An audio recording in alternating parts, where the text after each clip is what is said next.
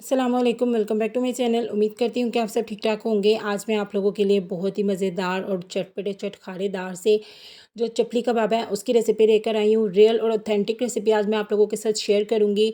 और चपली कबाब बनाते हुए आप लोगों के जितने भी डाउट्स होती हैं, जितने भी प्रॉब्लम्स हैं, उन तमाम को आज मैं क्लियर कर दूँगी। बस आपने एक काम करना है कि वीडियो को बिना स्किप किए लास्ट तक देखना है। यहाँ पे सबसे पहले बिस्मिल्लाहिर्रहमानिर्रहीम। ये कबाब बनाने के लिए पहले हम लोग एक मसाला तैयार करेंगे। उसके लिए मैं यहाँ पे ले लूँगी 2 टेबल स्पून हो सकते हैं धनिया, और उसके साथ ही मैं यहाँ पे ले लूँगी 1 टेबल स्पून ज़ीरा, और 2 टेबल स्पून यहाँ पे मैंने ले लिया है अनारदाना। अनारदाना को यहाँ पे मैंने धो के एक ही मरतबा ड्राई किया हुआ है, लेकिन अगर आप लोग फ्रेश अनारदाना बाज़ार से ला के ले रहे हो तो आपने इसे धो के अच्छे तरीके से यूज़ करना है, क्योंकि इसमें बहुत ही ज़्यादा मिट्टी और डस्ट होती है। इन तमाम चीज़ों को अब आप लोगों ने ना दरदरा सा पीस लेना है। आप चाहें तो जिसके अंदर आप लोग चटनी पीसते हो उसमें भी पीस सकते हो, या फिर आप लोग ना इसको इस तरीके से मशीन में भी पीस सकते हो। इसे सारे को पीस के दरदरा सा पीसना, आपने इसका पाउडर बिल्कुल नहीं बनाना। इसको पीस के मैं एक साइड पे रख दूँगी। अब यहाँ पे मेरे पास है टमाटर, जो कि चपली कबाब का एक बहुत ही ख़ास और मेन इंग्रेडिएंट है।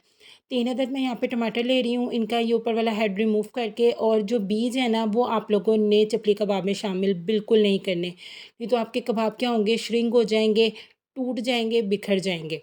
बस आपने क्या करना है कि इनके बीज सीड्स को रिमूव करते जाना है, और इस तरीके से आप लोगों ने ना इन्हें तमाम टमाटरों को ना बारीक-बारीक चॉप कर लेना है। वैसे जब तक मैं यहाँ पे ये काम कर रही हूँ ना, अगर अभी तक आप लोगों ने मेरे चैनल को सब्सक्राइब नहीं ना किया तो अभी से आके मेरे चैनल को सब्सक्राइब करें। वीडियो अच्छी लगे इसे लाइक, शेयर और कमेंट करना तो बिल्कुल नहीं भूलना, और बेल आइकन को भी ज़रूर प्रेस किया करें, ताकि आगे आने वाली वीडियोज़ का नोटिफिकेशन आप लोगों को सबसे पहले देखने को मिले। यहाँ पे देखिए, जो तीनों टमाटर थे ना उन्हें मैंने चॉप कर लिया है, और 7 से 8 हरी मिर्चें लेके उनकी भी यहाँ पे मैंने ना चॉपिंग कर ली है। बारीक बारीक की मतलब मैंने छुरी से इसको कटिंग कर लिया। आप चाहो तो इसको कूट के भी शामिल कर सकते हो। ये दोनों काम हो गए हैं। अब यहाँ पे मेरे पास है प्याज, 3 मीडियम साइज़ के मैंने प्याज ले लिए हैं। उनको इस तरीके से आपने रफली सा कटिंग करना है, और इनको आपने किसी भी चॉपर मशीन में चॉप कर लेना है। लेकिन अगर आपके पास चॉपर मशीन नहीं है तो फिर आप इसे ग्रेट कर सकते हो।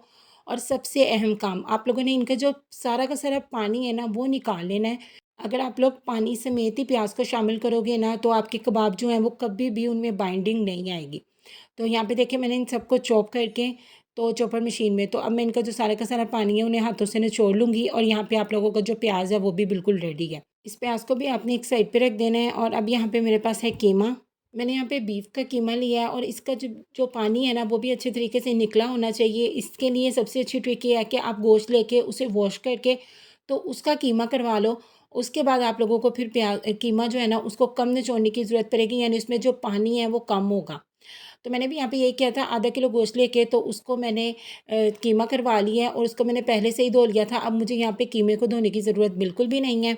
अब इस कीमे के अंदर हम लोग अपनी जो चीज़ें हैं वो शामिल करेंगे, इसे चटपटा सा चटखारेदार से बनाएंगे। सबसे पहले यहाँ पे जो हम लोगों ने प्याज चॉप करके रखा हुआ है वो शामिल कर देंगे, और उसके बाद यहाँ पे हम लोगों ने जो टमाटर चॉप करके रखे हुए हैं वो शामिल कर देंगे। हरी मिर्चें चॉप की भी इसके अंदर शामिल कर देंगे।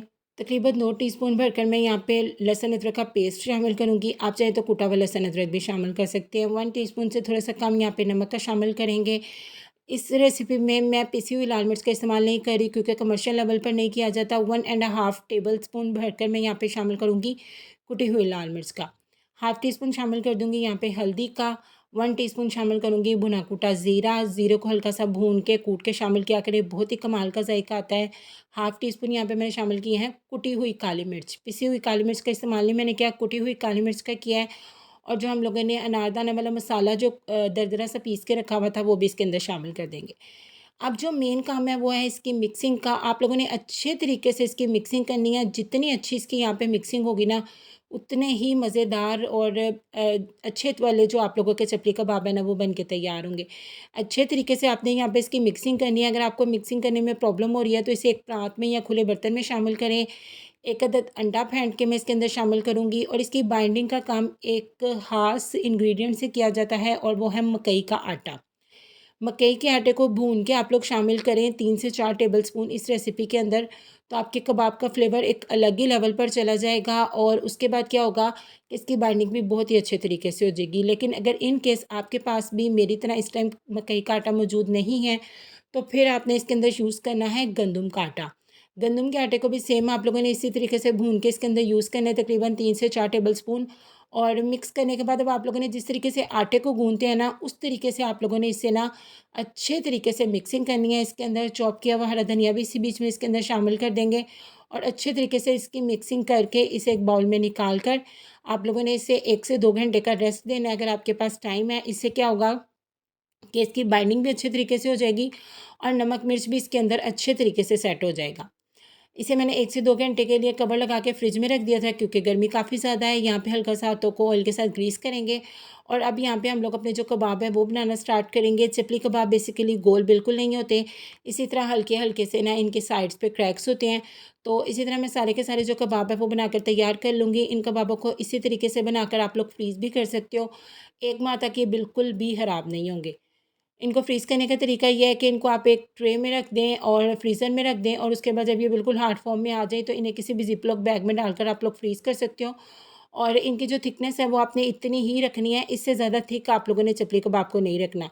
इसी तरह मैं सारे के सारे बनाकर तैयार कर लूँगी और अब यहाँ पे इन्हें फ्राई कर लेंगे। डीप फ्राई नहीं इन्हें करते, शैलो फ्राई करेंगे हम लोग और एक-एक करके कबाब इसके अंदर शामिल करते जाएँगे।